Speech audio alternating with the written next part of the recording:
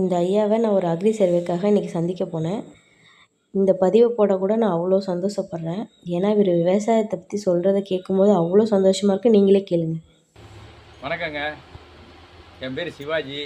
நான் வந்து வேதாரண்யம் பக்கம் கருப்பமுளங்கிற கிராமம். எங்களுடைய மாவட்டம் வந்து நாகப்பட்டினம். என்னால் இயன்ற வரைக்கும் இந்த மண்ணில் நஞ்சு இல்லாமல் இயற்கையாக எல்லா பொருளையும் உற்பத்தி பண்ணணுங்கிறதுக்காக பரப்புரையும் செஞ்சுக்கிட்டு இருக்கோம். சொந்தத்தில் சாகுபடி பண்ணிக்கிட்டு இருக்கிறோம். காய்கறிகள் மட்டும் இல்லை, தானியங்களையும் அது மாதிரிக்கே எல்லாத்தையும் கொண்டு வரணும் அப்படிங்கிற முயற்சி பண்ணிகிட்டு இருக்கோம். எல்லாமே வந்து புதுசாக தயாரிக்கப்பட்ட, கண்டுபிடிக்கப்பட்ட, நீடித்து இருக்காத விதைகளையே கொடுத்து இந்த பகுதி எல்லாத்தையுமே வந்து குட்டிச்சவராக்கிட்டாங்க. நாங்கள் வந்து பாரம்பரிய நெல்லை எல்லாம் இந்தியா முழுக்க அலைஞ்சி எல்லா மாநிலங்கள்லேருந்தும் 2200 ரகத்தை எடுத்து ஒவ்வொரு வருஷமும் அதை விதையை மண்ணில் சேமிக்கணுங்கிற முறையில் போட்டு எடுத்து கொத்து கொத்தாக வச்சு ஒவ்வொரு வருஷம் போட்டு எடுத்துக்கிட்டு இருக்கோம், பாதுகாத்துக்கிட்டு இருக்கிறோம். அதே மாதிரிக்கே தானியங்களையும், தானியம்னா நவதானியம்னு சொல்லுவாங்க. என்னென்னு சொன்னீங்கன்னா கம்பு, காடைக்கண்ணி, குதிரைவாளி, கேழ்வரகு, சாமை, சோளம், திணை, நெல், வரகுன்னு 9 விதமான ஒரு விதை இலை தாவரம். இதையெல்லாம் தமிழ்நாட்டிலே விளையும்.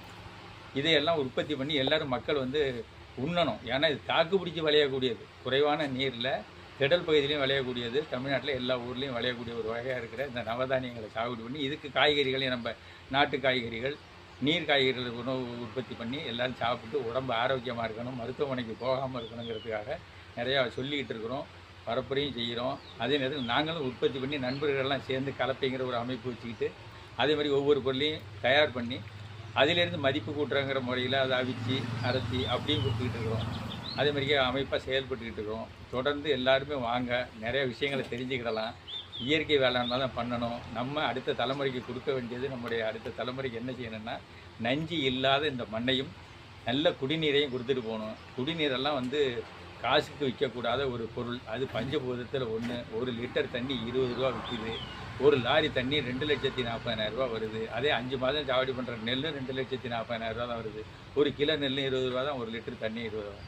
நினச்சி பாருங்கள், மழையிலிருந்தும் மலையிலிருந்து பூமியிலேருந்து வர்ற தண்ணியை வந்து காசு கொடுத்து 20 ரூபாய்க்கு வாங்கி குடிக்க வேண்டிய நிலை வரக்கூடாது. இதுக்கு காரணம் என்னன்னு சொன்னாக்க, எம்எஸ் சாமிநாதன் மாதிரிக்கு ஆளுவெல்லாம் இந்த மண்ணில் நஞ்சை கொட்டி, பயிரில் நஞ்சை அடித்து தண்ணியெல்லாம் கெடுத்து குட்டிச்சவராக்கினது தான்.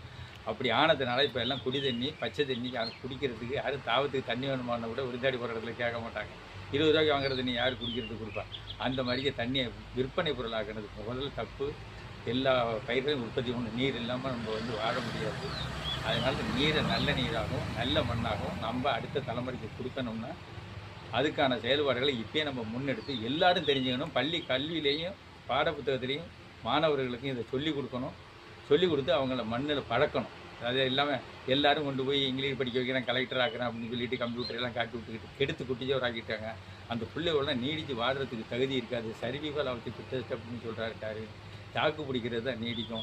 பஸ் ஸ்டாண்டில் கிடக்கிற குழந்தைங்களாம் எவ்வளோ அழுத்தமாக இருக்குது. நம்ம பள்ளிக்கூடத்துக்கு மேலே தூவி விடுறதுக்குள்ளே எவ்வளோ அதாவது பிராய்லர் வழி மாதிரிக்கு ஃபுல்லாக வளர்க்குறாங்க. அப்படிலாம் வளர்க்கக்கூடாது.